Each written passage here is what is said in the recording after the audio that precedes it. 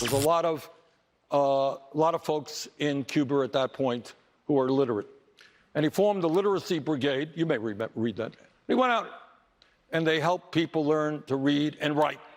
You know what? I think teaching people to read and write is a good thing. This is just unbelievable. You're talking about a genocidal maniac who was killing people and throwing them in prison, would not allow them the basic rights that you and I have in terms of speech, in terms of association, and all the rest of it. And here he is, praising the guy because we're literacy brigades. All right, now let's take a look. Here's Bernie Sanders. Bernie Sanders has always been a big fan of Fidel Castro. In fact, he was a big fan of Ortega in Nicaragua. He was a big fan of the Soviet dictatorship until he decided maybe he better not be, it doesn't look good. He favored early on Chavez, who had taken over Venezuela. All these dictators, because he's a Stalinist, as I've said 1,000 different times. He went to a kibbutz in Israel, a very bizarre, extremist, small kibbutz that was not just communist, it was Stalinist, which he never wants to talk about. This is why Bernie Sanders won't come on any of my shows. He will not come on any of my shows because he knows I'm going to question him about Bernie Sanders. So let's take a look at this. This is from 2020 CNN. Go. Let's take one more step down the road of the stigma that's coming from some of your fellow Democrats. You said on 60 Minutes this weekend, it is unfair to simply say everything is bad with the way Fidel Castro ruled in Cuba. Now, Democratic members of Congress who represent Cuban Americans in Florida, obviously you got to win there, they're attacking your comment as absolutely unacceptable, singing the praises of a murderous tyrant. Response?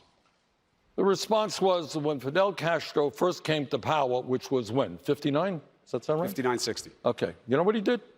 He initiated a major literacy program. See? They all talk the same way. Wow, a literacy program. But you weren't allowed to read what you want to read.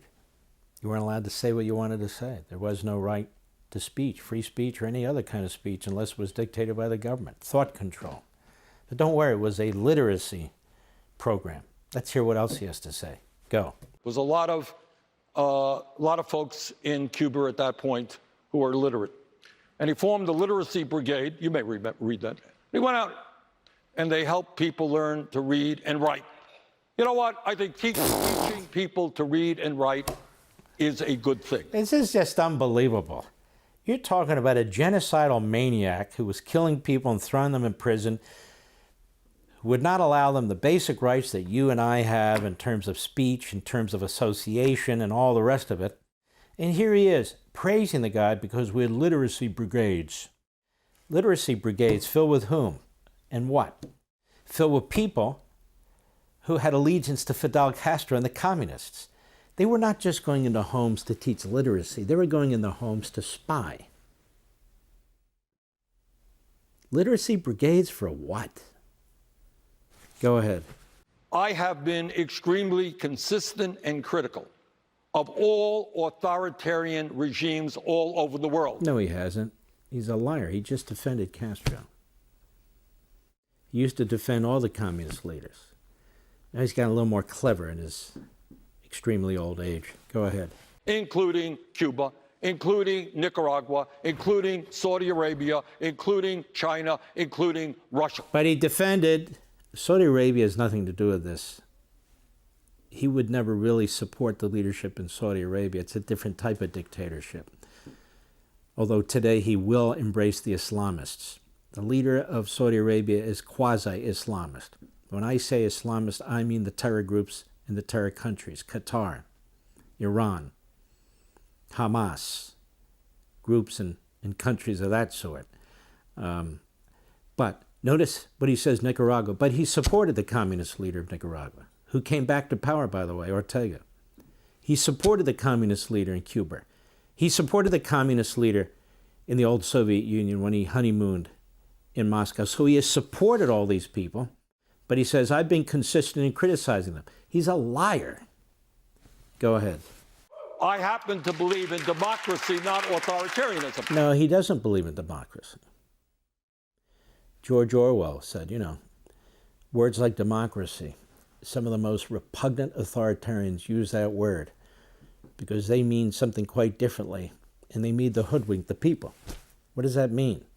In a communist, or even an economically socialist regime, what does that mean? People have no say. They're told what to do. Go ahead. But, you know, you can't say China is another example, all right? China is an authoritarian country, becoming more and more authoritarian. But can anyone deny, I mean, the facts are clear, that they have taken more people out of extreme poverty than any country in history. Do I get criticized because I say that? That's the truth. So that is the fact. End of discussion. So to the Democrats who say, you don't say good things about Fidel Castro. He destroyed freedoms in that country. He picked winners and losers and killed them and put them in prison forever. You don't give him a pat on the back for anything. You don't give, it's not a question. See? Truth is truth.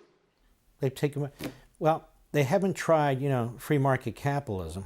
They had a nationalist government there at one point, but again, they didn't have free market capitalism, and China is only able to succeed by stealing our technology from all of our companies that do business over there, from our government and so forth. They don't create things pretty much on their own.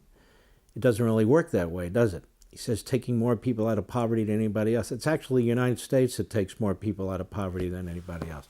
All right, I've heard enough of that fool. For all this and much more, sign up for Levin TV.